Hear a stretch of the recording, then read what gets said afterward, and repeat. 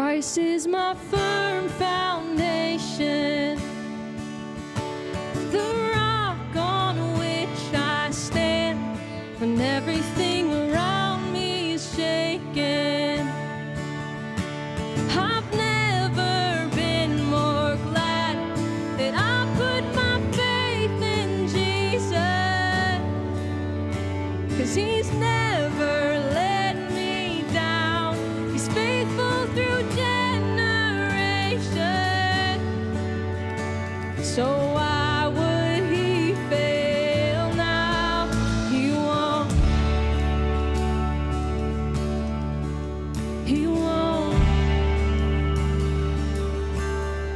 I've still got joy in chaos.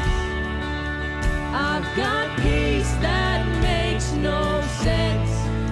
I won't be going under. I'm not held by my own strength, 'cause I built my life on Jesus. 'Cause He's never let me down. He's faithful in every season. So why would He fail now? He won't. He won't. He won't fail.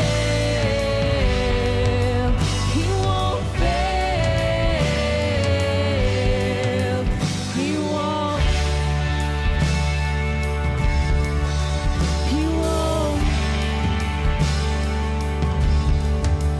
He won't fail.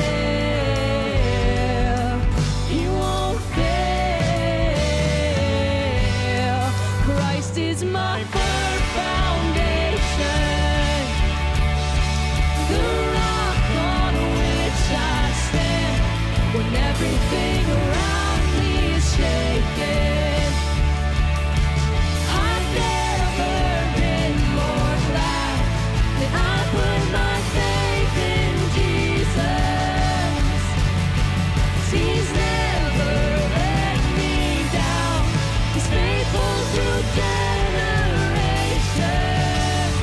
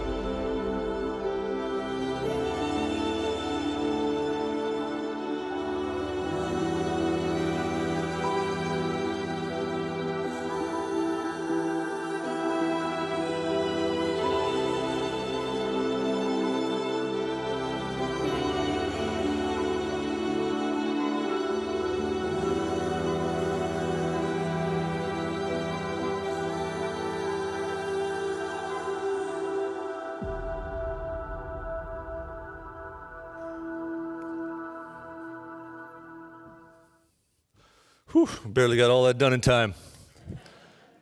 Before we get into part 2 of the charismatic strand, we looked at the first part 2 weeks ago. I want to just give some recognition to our high school youth group. I was there on Friday night. I got invited to come and do the talk, and what a blast it was. I got to be part of the games. My job was to hide in the hallway when they ran past and hit them with a pool noodle, which was cathartic and beautiful. And then I got to do the talk, and what struck me was the faithfulness of the leaders and the way that they lead these students and the eagerness of these students to move into the stuff that Jesus has for them. But probably what blessed me the most was the way the grade 12 students and grade 11 students with maturity were so welcoming of the younger students. So it's awesome to know that that's happening on a Friday night. There's about 50 kids, I think, and then, of course, junior high on Wednesday night and kids ministry. All of those ministries are usually a handful of people short of a full roster of volunteers. I came away from Friday night thinking this is a fabulous way to spend a Friday night. So maybe that's something God's stirring in your heart to do, is to get involved with some of our family ministries. There we go. Thank you. So the second strand of the charismatic has to do with how we feel.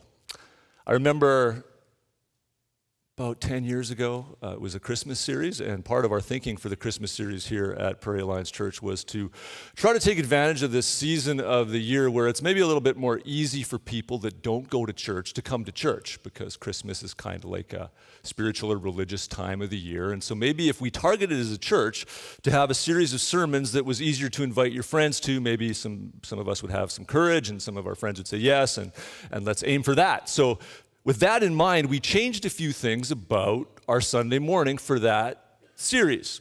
We wanted it to smell inviting. We're not above this kind of manipulation, right? So we have apple cider, and someone comes in and is scared of coming to church, and then they're like, oh, apple cider, this can't be that bad.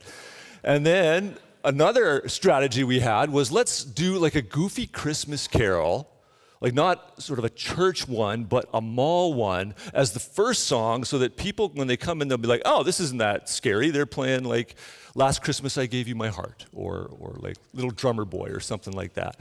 And on this particular Sunday, to dial down the anxiety and to make people feel welcome, the song that the band was doing was Christmas Don't Be Late by Alvin and the Chipmunks.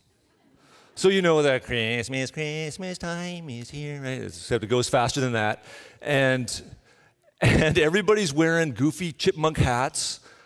And I'm sitting over here like I normally do, and I'm looking around going, I wonder if this is working. Like, are people just really relaxed and this is kind of fun? And for the most part, yes. Then I looked at a few people, and they weren't necessarily relaxed, but they didn't look terribly stressed. Instead, what they were doing was worshiping. Time for toys and time for cheer. Lord, I want a hula hoop. Bless us all with hula hoops. Christmas, just don't be late. And I remember kind of looking at it as, predictably, you might imagine me being a little bit amused and probably, unfortunately, a little bit patronizing. And so I was like, how are they missing what's actually going on here in the room? And then I thought about it a little bit more, and I thought, that's something I should maybe ask myself from time to time. How am I missing what's actually going on in this room? Because the charismatic strand would remind people like me and maybe you, if your dominant strand is pragmatic or academic, that something is happening here that you probably should feel. And while it's maybe a little amusing to see somebody worshiping to a chipmunk song, at least they're postured in a way that lets them enter in with vulnerability and enthusiasm, whatever cynicism, whatever cognitive stuff is going on for some of us that keeps us from moving into this threshold of feeling something they have figured out to not have in their lives. And so as much as I was amused, it was just one more reminder for me that my experience of Jesus, my experience of church, is still incomplete until I braid in that charismatic strand, the one that says, I ought to feel something. Pragmatic strand, what works? This is what a Christian does. Jesus as the way. Academic strand, what's correct? This is what a Christian believes. Jesus as the truth. Charismatic, though, this is about what we experience, what a Christian feels. Jesus as the life. And like we've been saying this whole series, to experience Jesus in his fullness and become who he wants you to be, you need to experience him as the way, the truth, and the life. So people who follow Jesus are going to do Jesus things.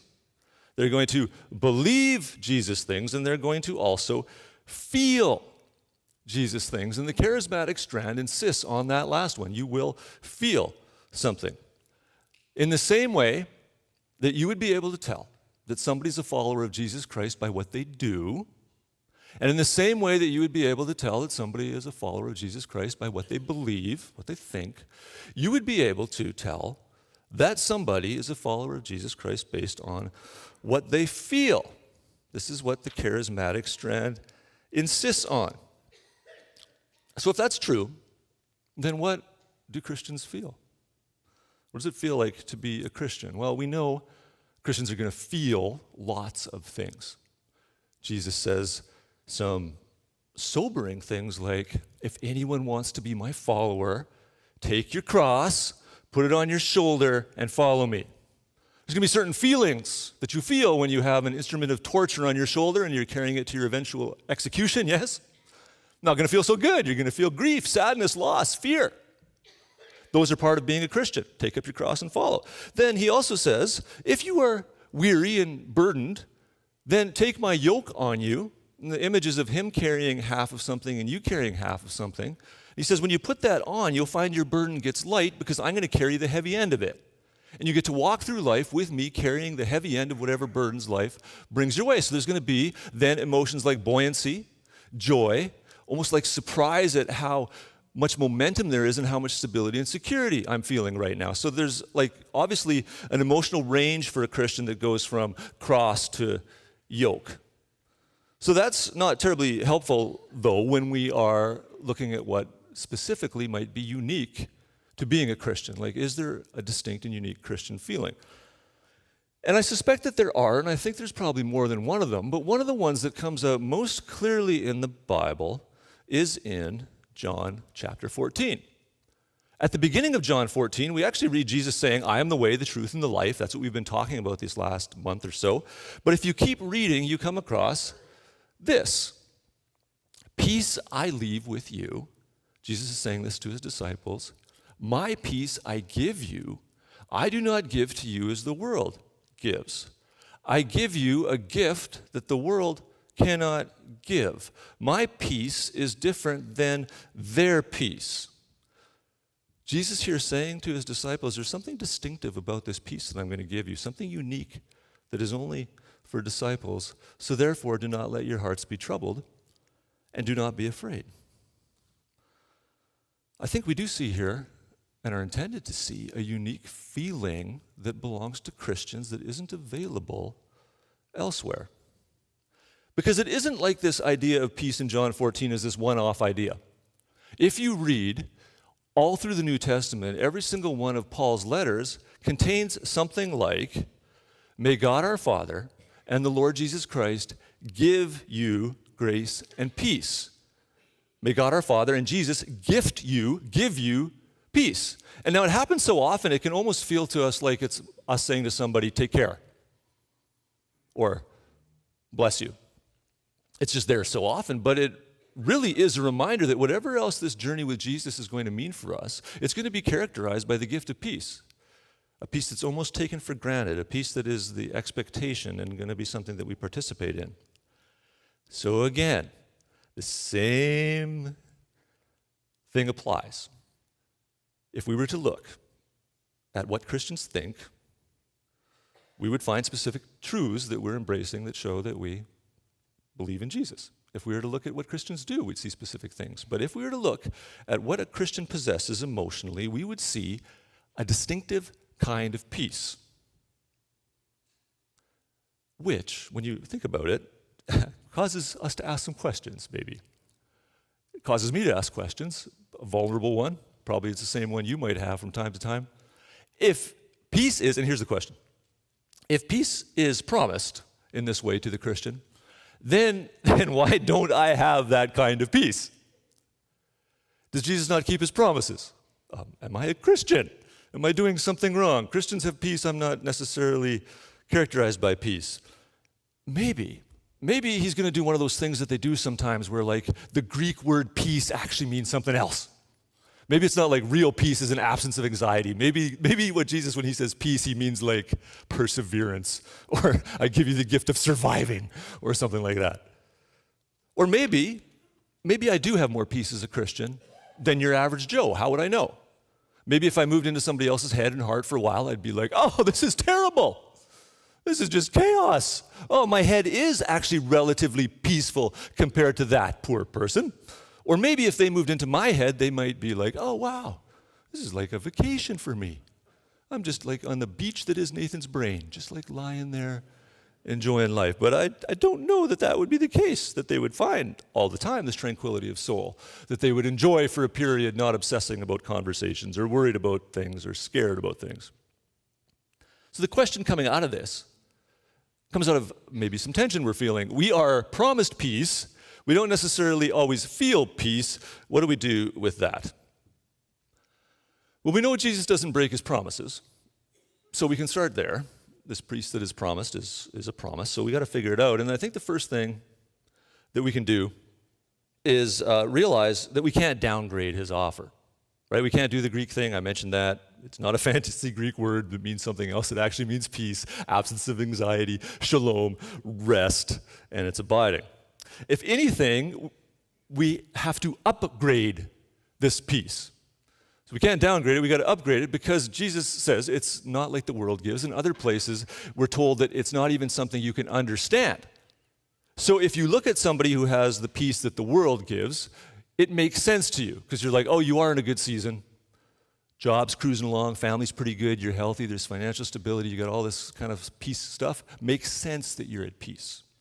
The Jesus peace is the kind of peace that when we look at somebody and they possess peace, we're like, I don't know how that's possible. It's beyond my understanding. It passes my understanding. And those who look at people that possess that kind of peace are kind of baffled. So we can't downgrade what Jesus is offering. Anything, we need to upgrade the kind of peace that Jesus offers to his disciples. Now, I tried to say disciples with like a little oomph because that's an important point. The peace is offered to disciples, and it's so helpful always, always, always to remember that Jesus assumes we're going to be disciples who want to follow him and not just believers who believe in him. There's a difference between a disciple who follows and a believer who just believes. It's the braid right there. A believer just has the academic strand.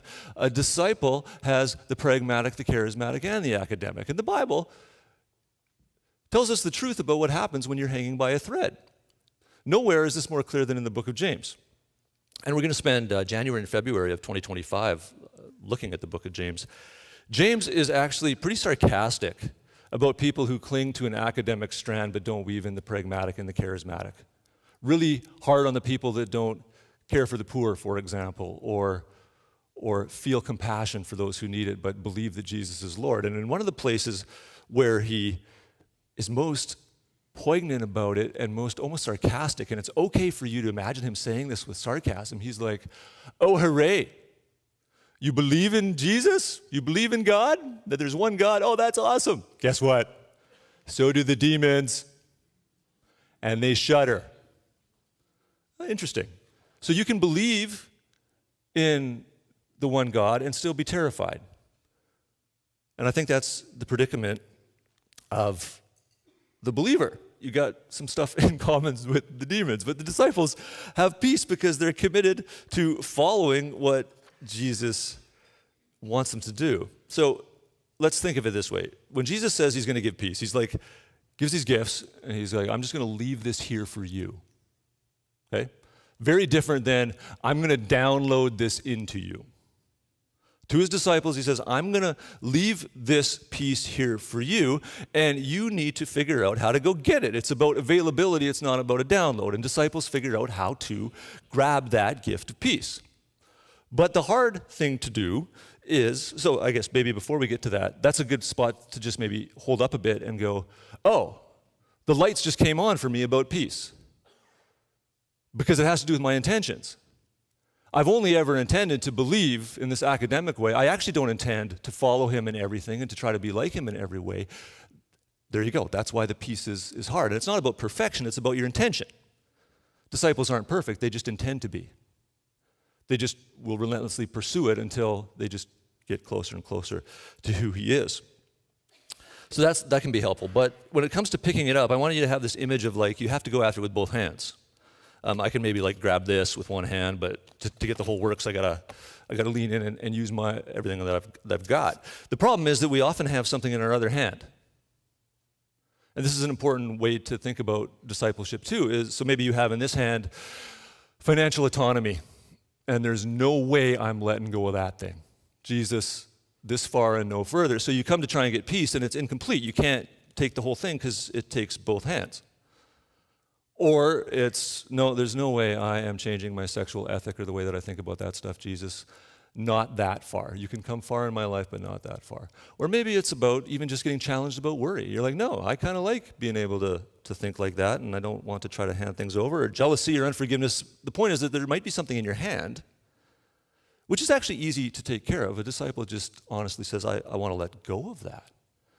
And that intention is honored by Jesus, and you can move in. His peace is like, it's heavy enough that it takes both hands. Worldly peace, maybe you can do it one-handed. Jesus' peace takes disciples that use both hands. So you got to do your part, let go grab it. Is one way to think about that. The other way to think about how to get peace is to start incorporating the braid into what you do, not just academic, but charismatic and pragmatic. And there's a very helpful part of Paul's letter to the Philippians where he weaves the charismatic strand, which is getting the peace, receiving peace, that feeling of peace, and he gives us some things to think, and he gives us some things to do. There are academic things to think on the path to peace, to go and grab it. There are pragmatic things to do. He starts with what to my mind is pragmatic. This is just stuff you either choose to do or don't. Rejoice in the Lord always. I'll say it again. Rejoice. Now, sometimes that rejoicing isn't necessarily what you're feeling, but you can still choose to speak in ways that are showing gratitude for what Jesus is doing in your life, who he has around you, where it's going, that kind of thing. You're rejoicing. You're also choosing to be gentle. Let your gentleness be evident to all. The Lord is near. So these are pragmatic things that we can do when we have a situation in our lives that we might want to be aggressive or hostile or defensive or withdrawn. We can choose instead to react with gentleness. Do not be anxious about anything. That one, I don't know how pragmatic that is. That doesn't seem like a switch I can just flip in my head. Do not be anxious about anything. But I can, in every situation, by prayer and petition, with thanksgiving, present your request to God. So I am to be gentle, I am to rejoice, I am to pray. These are things that I can do. And then, the peace of God, which is not the peace like the world gives. It's the peace that's beyond what you can understand, will guard your hearts and your minds in Christ Jesus. This is only the first part. He gets from the pragmatic more into academic on the path to peace. Finally, brothers and sisters, whatever is true, whatever is noble, whatever is right, whatever is pure, whatever is lovely, whatever is admirable, if anything is excellent or praiseworthy, think about such things. This is really an invitation to let Jesus dominate your thoughts, to think of him frequently, to wake up in the morning and 5 times before you've showered, you've thought something about Jesus. Think about such things. Oops, wrong way. Whatever you've learned or received or heard from me or seen in me, put it into practice. Bit of a call to be pragmatic, actually do something. And the God of peace will be with you. So Paul, in a way that we recognize, I think, makes the connection between what we think about and how peaceful we are. He's talking really in some ways about mental health. Whatever's true, whatever's noble, etc., think about these things, and then you'll be peaceful. And he's right, but I can't, again, I kind of go, yeah, but what if I can't think about that stuff? Like, what if it's actually that hard to control my thoughts all the time? I know this is true and I want to do it, but I try, and something else happens in my head. There's 2 times in my life where it seemed darn near impossible to control my thoughts. And I want to share them with you. They're two very different times, but I'm trusting that you'll see kind of in that story, either the first one or the second one, maybe something that's helpful. And then out of that, we're going to move into what's most helpful, which is communion. The first time that I could not control my thoughts at all, I was 20 years old, and I was in university, and I was on this really powerful acne medication.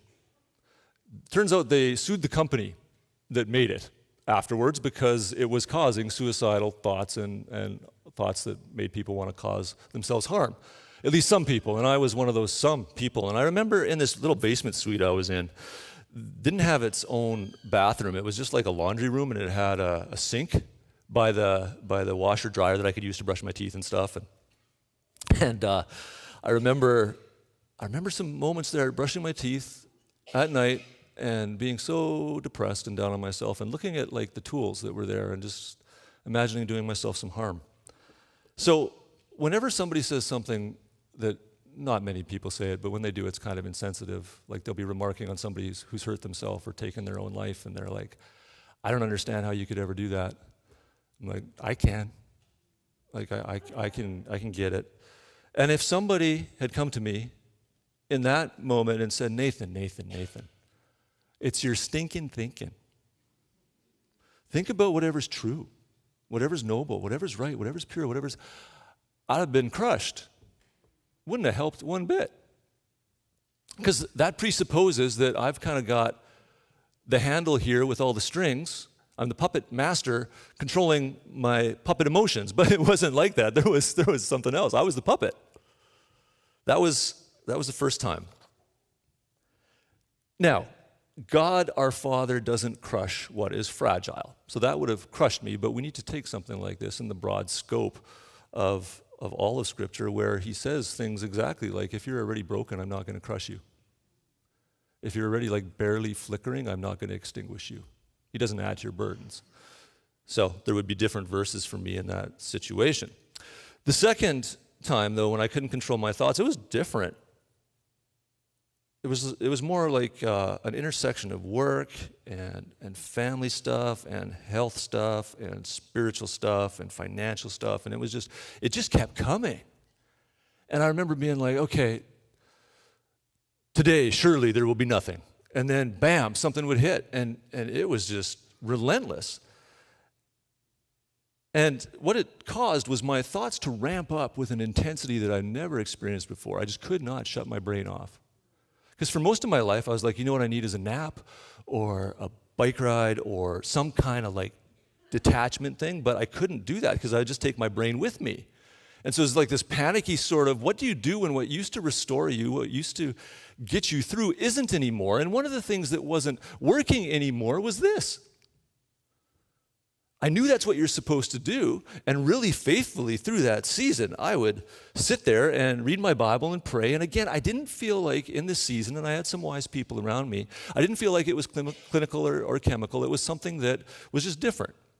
And I felt called and encouraged by them and even sort of stirred inside that I need to just keep trying to do this stuff. But it sure seemed futile. So in the morning, I'd open the Bible, and I'd read, and I'd pray, and I'd try and bend my thoughts, and it was like 5 seconds of like, Jesus, I pray, over to this thing. And I just kept working on it and fighting for it, and the peace was so elusive.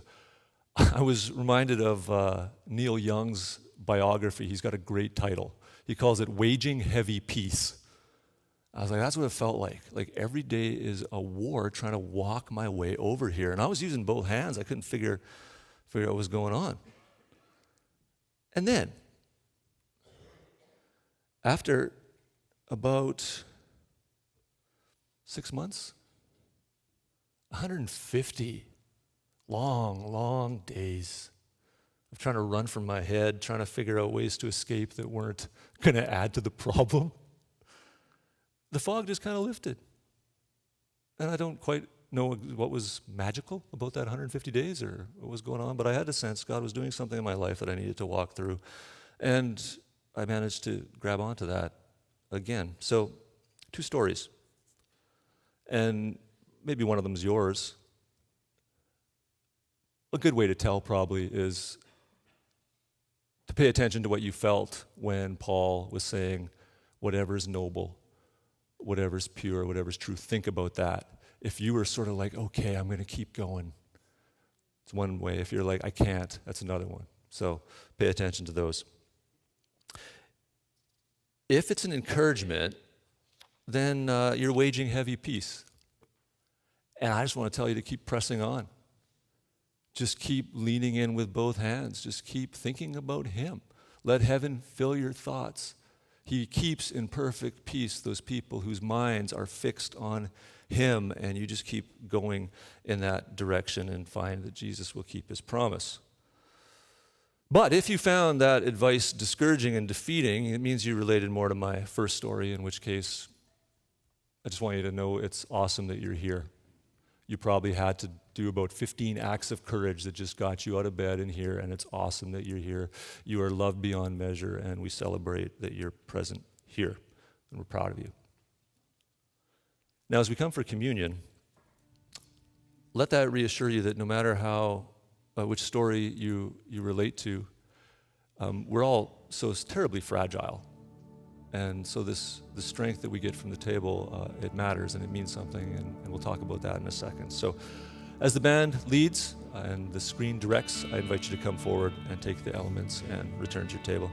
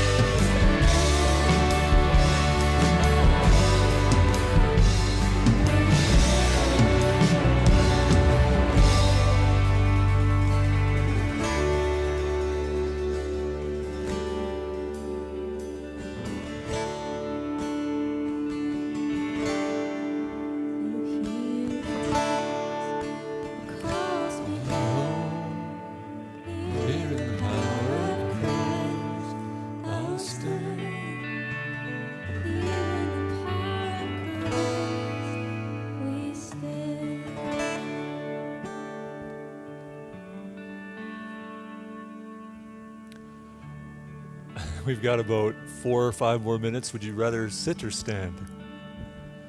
Why don't you sit? Yeah. So do notice some of what's kind of cool to reflect on, that you're probably using both hands for communion. So you lean into what he's given to us. A few other things, though, to keep in mind. In Matthew, Mark, and Luke, in the three stories of communion, Jesus talks about the blood and the body. But in John, where he says he's the way, the truth, and the life, in his Last Supper, he doesn't talk about that. But as near as we can tell, at the same meal where he says, this is my body, this is my blood, is the one where he says, I leave you my peace. The peace I give is not as the world gives. So I want to, in some ways, contradict myself when I came over here earlier and I said, peace is not a divine download. Sometimes it is. And one of the closest things Christians have to a download is this. And for a lot of years in Christian churches, that's what they thought it was. That this actually did become Jesus' body. And this actually did become his blood in some enchanted, charismatic kind of way. And when that came into you, it changed you. It marked you. It filled you. It transformed you. Now, we don't need to go the whole way into imagining this actually becomes and this actually becomes, but we sure do need to understand that something actually happens. When you take his life into you, the one who is the life, you can anticipate coming alive, and part of that being peace. So let me invite you to stand back up. And let's reflect on this together. When he says, this is my body broken for you, he is also saying, my peace I give to you. Let's partake together.